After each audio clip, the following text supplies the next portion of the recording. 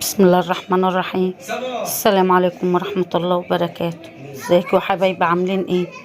ان شاء الله اعمل لكم الحجازية النهاردة بأسهل طريقة. دي نص كوباية مية دافية ومعلقة خميرة، باكو خميرة ومعلقة سكر كبير، وهركنها على ما انخل الدقيق.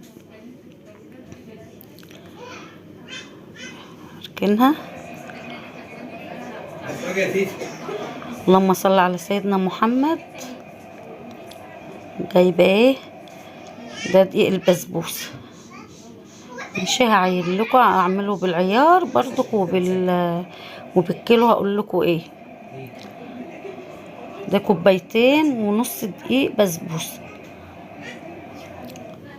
وكوبايتين ونص دقيق عادي ابيض. ده مج كبير اهو، ماشي. دي المقادير بالكوبايه. وبالكيلو هتجيبي نص كيلو دقيق بسبوسه ونص كيلو دقيق ابيض، ماشي. وهتحطي للنص كيلو، لو عايزه تعملي صينيه كبيره، انا عامله صينيه كبيره. لو عايزه تعملي صينيه صغيره تعملي نص المقدار، يعني تجيبي ربع كيلو دقيق بسبوسه وربع كيلو دقيق ابيض. وهنحط مج سمنه على زيت كبير. هو المج ده بياخد ربع كيلو تقريبا، يعني سمنه على زيت. ما عندكيش وعايزه تعملي اي حاجه حلوه، هتجيبي، لو ما فيش خالص عندك حاجه، هتجيبي كيس سمنه ب5 جنيه وتحطي ربع كوبايه زيت عليه، وتعملي صينيه صغيره تحلي بقك انت وعيالك، عشان الدنيا ساقعه. والساعه بتحبي تقعدي تسلي كده انتوا الاطفال اللي معاكم. اهو دي انا عايرت دقيق اهو بالكوبايه قدامكم، بس انا جايبه نص كيلو ونص كيلو. هتشيلي قيمة نص كيلو دقيق بس ابيض، قيمة النص كوباية اللي هنشيلها حشو، اللي هنحشي بقى دقيق البسبوسة. يعني لو جبت ربع كيلو دقيق وربع كيلو دقيق، هتشيلي شوية دقيق قيمة نص كوباية من الابيض، تشيلي نص كوباية بتاع البسبوسة، تحطيها بقى اللي هي بتبقى الحشوة اللي في الوسط. انا كده نخلت الدقيق اللي هو الابيض، وادي السمنه وادي الزيت، وحطيت ذره ملح اللي هي كانت في الاول دي. والسمنه ولا بتسيحيها ولا اي حاجه، هتفركوها في الدقيق كده زي ما بنعمل برضو. هتشربي الدقيق كله بالسمنه، عشان تبقى مغلفه الدقيقه كلها، الدقيقه دي والدقيقه دي. ولا بتحط لها اي حاجه، ولا بيكنج باودر ولا اي حاجه. اهو بتخلي الدقيقه اهي زي الرمل. وبعد كده حطينا ما شاء الله الخمره، بصوا في ثواني خمر، مع ان احنا في الشتاء يعني ما شاء الله. يعني لو هتعملي نص الكميه هتحطي معلقه خميره واحده، ما تحطيش الباكو كله.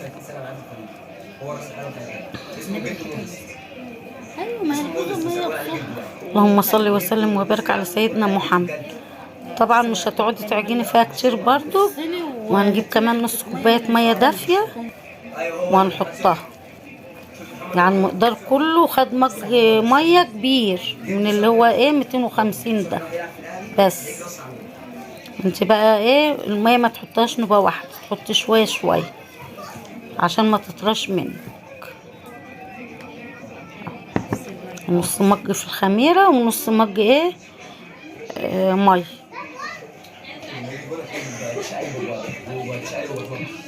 هنحطها بقى في الطبق واغطيها. مفيش قيمة ربع ساعة بصراحة، ما لحقتش على ما بتحضري بس الحشو. بس خدتها حطيتها فين بقى؟ حطيتها تحت البطانية، خمرت في ثواني. دي نص كوباية بسبوسة، ودي سكر، عشان صينية كبيرة هعملها اوريها لكم. ودي 3 معالق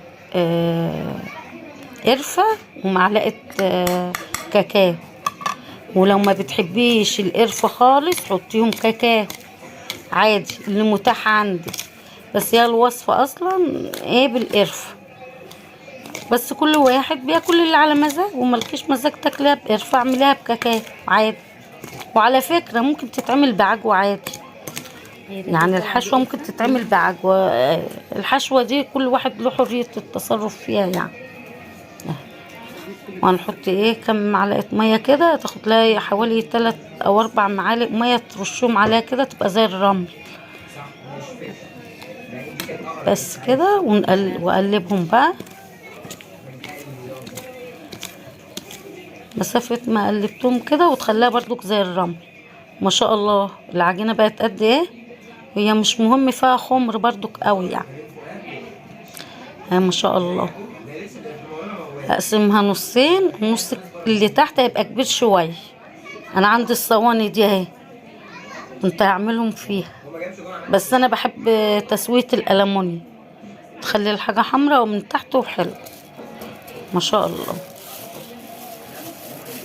اقسم العجينة، اخد نص تحت ونص بيبقى زي حت عن اللي فوق، عشان الحشوة يعني ما تخرجش منها.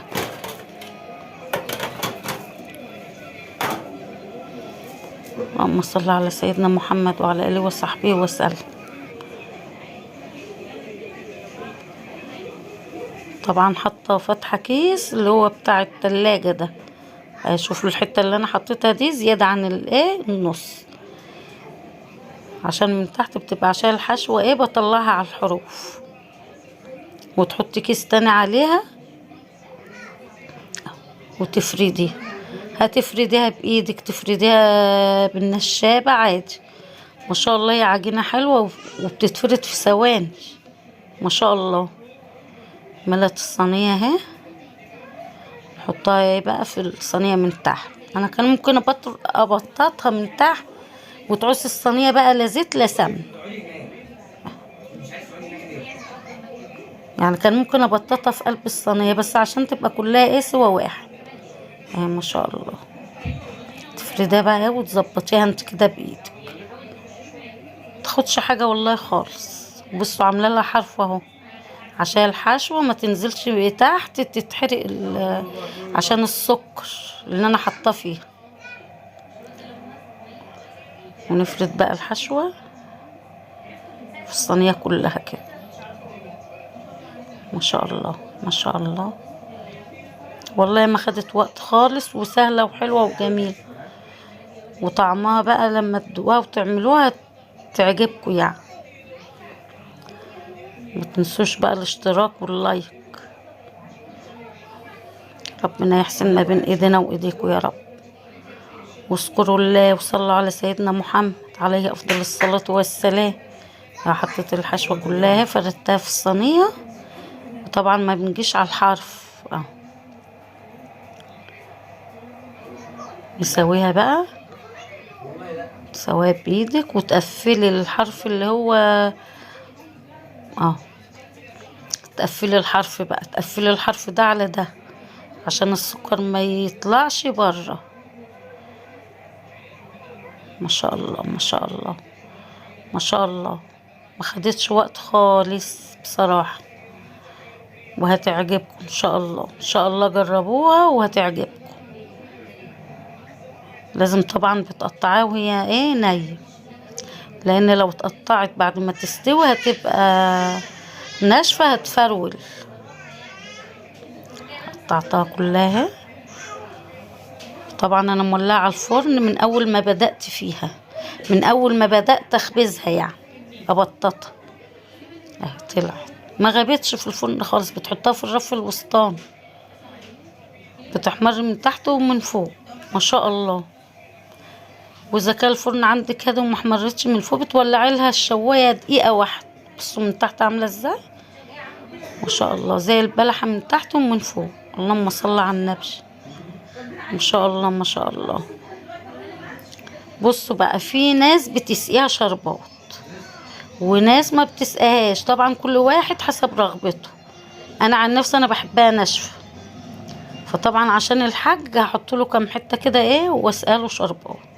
انتوا عايزين تسقوها سيرب اسقوها بقى سيرب زي الجلاش او الكنافه، واللي عايز ياكلها ناشفة كده هتقعد عندك وهتعيش كمان عن اللي مسقية شرب. بس طعمها حكاية جميلة جميلة وما خدتش وقت خالص، سهل فوق ما تتخيل. وزي ما قلتلك عايزة تعملي هتجيبي ربع كيلو دقيق من ده وربع دقيق من ده، لو مش عايزة تكلفيها. او وكيس سمنة ب5